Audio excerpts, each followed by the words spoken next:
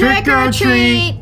Hello everyone and welcome back to My Creative Ego. Today I am making this super simple treat box for my cousin. So he's not really a fan of Halloween and all the spooky stuff that gets associated with Halloween, but he loves the candy. So I'm going to make him this little box, fill it with all his little goodies, and then give it to him. So as you can see in this project here, I have the bottom of the box, the lid, and a little gift card. So I'm going to start by making the lid first, and I'm just going to use a 12 by 12 sheet of cardstock. You want to use an orange cardstock if you're going to be making the jack-o'-lantern, or whatever color cardstock you want your jack-o'-lantern to be.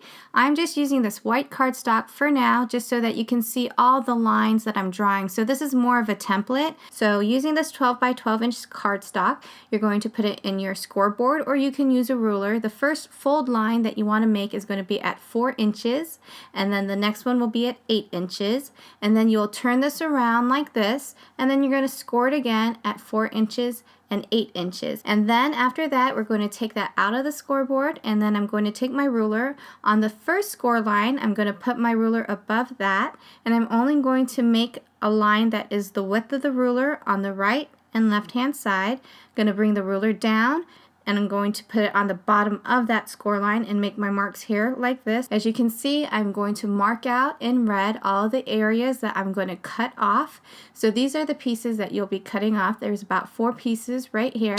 And then when you cut that off, you're going to have these little pieces left over.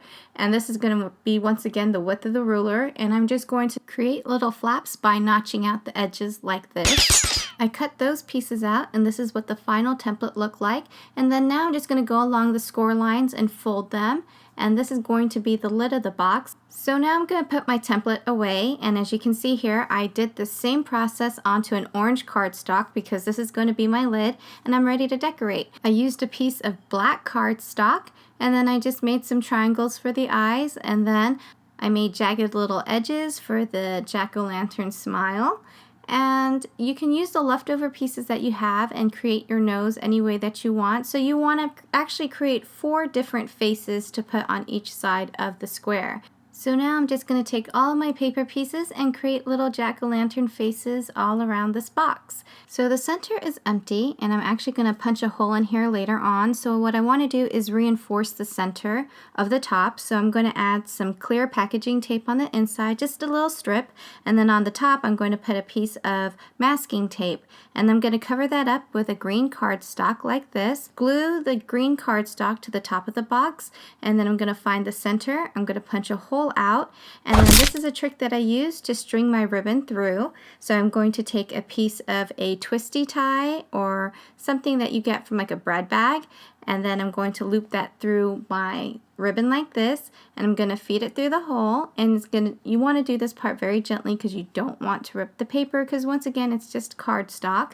And then just adjust your ribbon to the size that you want, and then tie a knot, and it's completed. So I made some handmade leaves to add more embellishment to the top of the box, and now we're going to work on the base of the box. This is going to be very simple because you're going to follow the exact same template as the lid, but this time we're actually going to glue everything down. So for the base, we're going to cut out that template, and then I'm going to glue that down, and I'm going to use clothespins to hold everything down, but you just want to make sure that you're pressing everything together so that it sticks very tightly.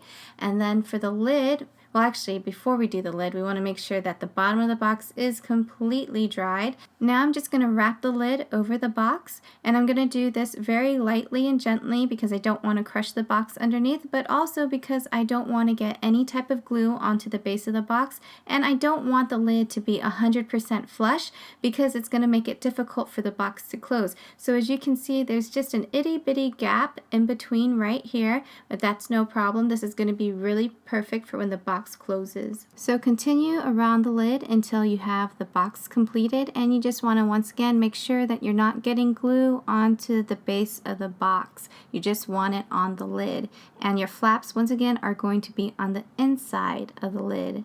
Follow the same process to seal the other side of the lid, and then when that's all completed, you just want to separate the 2 boxes until they're both completely dried.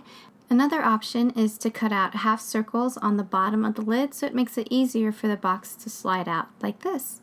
If you have extra paper, you can also create a little gift card like this. But this is pretty much the finished product of the jack-o'-lantern box. You can fill it with goodies, chocolates, candies, gift cards. It's all up to you. There are just 3 points that you want to keep in mind. Point number 1 is that your box is only going to be as sturdy as the paper that you're using. So you want to use a sturdy piece of cardstock or poster board. Number 2, the ribbon is more of a decorative piece that also helps open the box, but it's not meant to carry the box with. So you don't even need the ribbon. If you want, you could just use just the leaves or a solid piece of cardstock like I showed you earlier. And number 3, you want to make sure that you seal the bottom of this box so all of your goodies don't fall out. So I used washi tape, or you can use whatever tape or adhesive on the bottom of the box to close the box up so that nothing falls out. Thanks again for watching another episode of my It's a Monster Mash series. For more Halloween ideas or other occasions, please feel free to check out my YouTube channel, My Creative Ego. Thanks again for watching, everyone, and I hope you all have a wonderful day.